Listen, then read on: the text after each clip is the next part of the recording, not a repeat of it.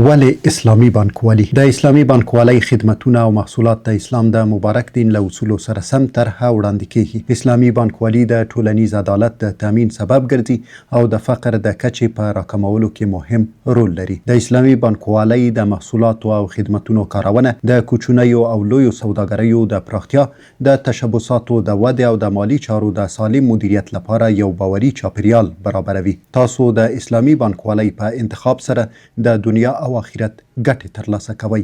اسلامي بانکوالي یعنی ډاډ، ثبات او پراختیا.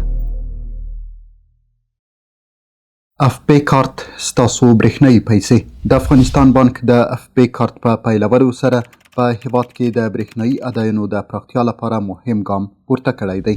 اف پی کارت یوه عصري مالي وسیله ده چې ستاسو اداینې اسانې، چټکې او خوندي کوي.